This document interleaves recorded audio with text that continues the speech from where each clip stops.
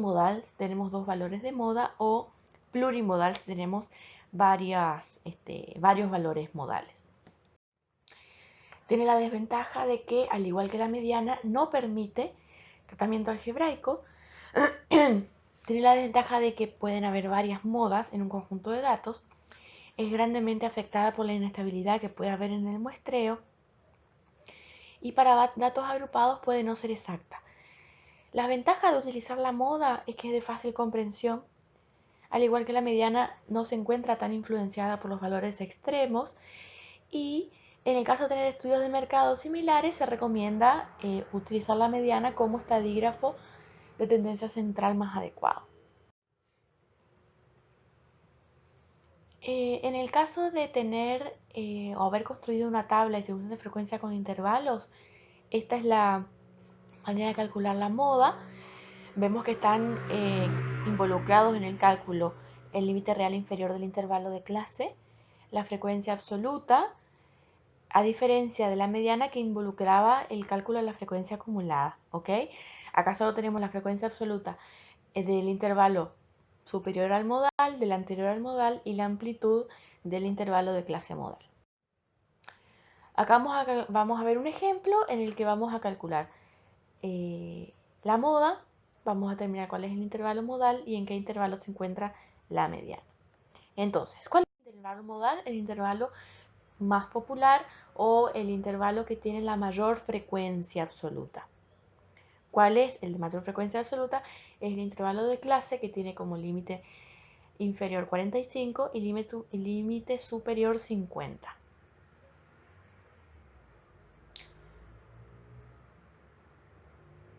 El intervalo mediano, ¿cuál va a ser? El de 45 y 50.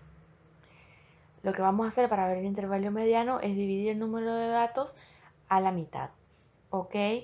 El intervalo mediano de frecuencia acumulada menor o igual a 60 sobre 2 corresponde al intervalo mediano que es del 45 al 50. ¿Ok?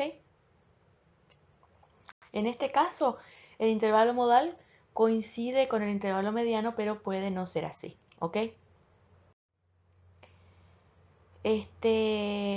Para la determinación de la moda, ¿cómo van a saber si el cálculo de su moda está bien hecho? Primero, obviamente, determinar el intervalo modal. ¿Cuál va a ser? El que tenga la mayor frecuencia absoluta. Entonces, si ustedes calculan bien la moda, obviamente tiene que caer dentro del intervalo modal. ¿Está? En este caso va a ser un valor tal que caiga dentro de los límites reales 45 y 50. Otro estadígrafo de tendencia central muy utilizado es la geométrica. En este caso se recomienda su utilización cuando se desea básicamente conocer un porcentaje medio tanto de aumento o disminución. Se utiliza especialmente en los casos de tasas de crecimiento, por ejemplo, constante, como por ejemplo crecimiento de microorganismos, población humana, etc.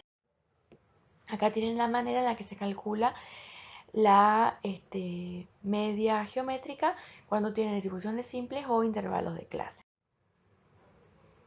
Otro de los estadígrafos de posición que vamos a usar dentro de estudio de la concentración, ya lo habíamos mencionado antes, que es el mínimo y el máximo, que los obtienen luego de ordenarlos la serie de datos, y vamos a hablar también de los percentiles y los cuartiles. Cuando hablamos de percentiles o puntos porcentuales, son los valores que vamos a determinarlos como P, que dividen una serie de datos X en 100 partes iguales.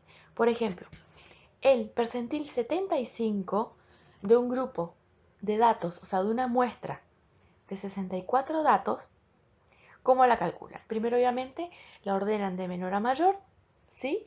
Y el percentil 75 de datos de una muestra de 64 datos es igual a 48. O sea que el 48 de esa muestra de 64 datos es el percentil 75. Cuando hablamos de cuartiles, les quiero recordar que vimos, ¿sí? Como una manera de representar u ordenar los datos, corresponde a los cuartiles. Cuando hablamos de cuartiles, son los valores que dividen a una serie de datos en 4 partes iguales, en 4 partes de 25% de los datos. ¿Se acuerdan de cuando vimos caja y bigotes? Cuando vimos el gráfico de caja y bigote, decíamos que eran una caja y bigotes.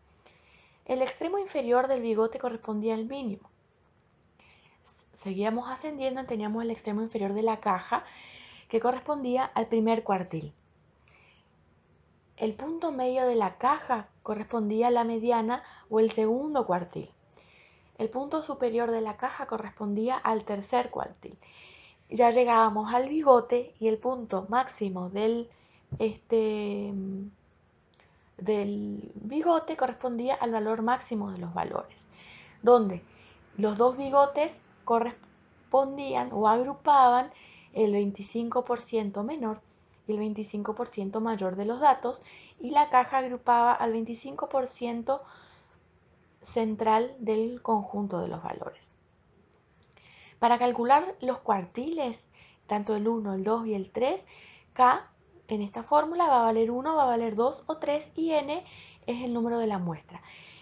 Esta fórmula para ubicar la posición del cuartil la vamos a usar tanto para números pares como números impares de datos, ¿ok? Por ejemplo, tenemos que calcular los cuartiles de esta serie de datos. Lo que vamos a hacer es ordenarlos del menor a mayor. Entonces, si yo quisiera encontrar el primer cuartil, vamos a hacer que n es igual a 1, conté los datos son 32 y me da 825. El 825 yo que tengo la posición 8 y tengo la posición 9, ¿está? Esta fórmula me da la posición, pero ¿a qué valor corresponde? Yo no tengo un valor en la posición 825. Entonces, ¿cómo hago? Con esta fórmula. X sub y es la posición 8. ¿Qué valor estaba en la posición 8? Vimos que era el valor 68. Y esta D corresponde a la parte decimal del resultado de esta fórmula, que es 0,25. El valor, si ven la serie de datos de recién, el valor que se encuentra en la posición 9 era 70 y en la posición que determinamos 8, 68. Entonces, con este valor determinan el valor exacto del primer cuartil de la serie de datos. Es el extremo inferior de la caja si estuviesen representando los datos por medio de un gráfico de caja y bigotes. Y el último estadígrafo de posición que vamos a ver corresponde a la media armónica que se emplea para obtener un valor representativo de un conjunto de datos expresado en forma de tasas. De manera resumida vamos a hablar de algunas de las características o puntos que deben tener en cuenta cuando están hablando o utilizando las medidas de tendencia central o cuando conviene elegir una u otra para representar u organizar los datos. ¿Cuál resulta más adecuada? Primero, ¿qué escala están usando? Si están utilizando una ordinal o numérica y la fórmula de distribución. Acá vamos a introducir un nuevo concepto que estamos hablando de una distribución simétrica o asimétrica. Cuando estamos hablando de una distribución simétrica, hablamos que los datos se distribuyen de forma pareja o normal alrededor de la media. Pero si tienen un sesgo, ¿sí? O un tipo de tendencia hacia la izquierda o hacia la derecha, estamos hablando de una distribución asimétrica o sesgada. Ahora vamos a ver unos ejemplos. Por ejemplo, el gráfico del medio habla de una distribución simétrica donde la media coincide con la mediana y coincide con la moda. Dijimos que la moda era el valor más popular o el de mayor frecuencia absoluta. La mediana es el valor que divide una serie de datos a la mitad. Y la media corresponde a un promedio de la serie de datos, ¿sí? Si estos tres estadígrafos de posición coinciden, estamos hablando de una distribución simétrica o normal. Ahora bien, si los valores extremos, ¿sí?, son muy pequeños, tenemos una asimetría izquierda o una distribución asimétrica sesgada a la izquierda. En este caso, la media va a ser mucho menor a la mediana y a su vez la mediana va a ser mucho menor a la moda. En el caso que tengamos una distribución con los valores extremos muy grandes, la distribución es asimétrica hacia la derecha o sesgada a la derecha. En este caso, la media va a ser mucho mayor a la mediana y la mediana va a ser mucho mayor a la moda. Y para terminar, los siguientes tips pueden ayudar más o menos a decidir qué estadístico, qué estadígrafo utilizar para representar o ordenar o decir algún tipo de conclusión sobre una serie de datos que se estén manejando.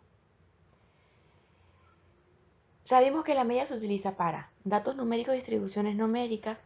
La mediana se puede utilizar para datos ordinales o numéricas con distribuciones sesgadas.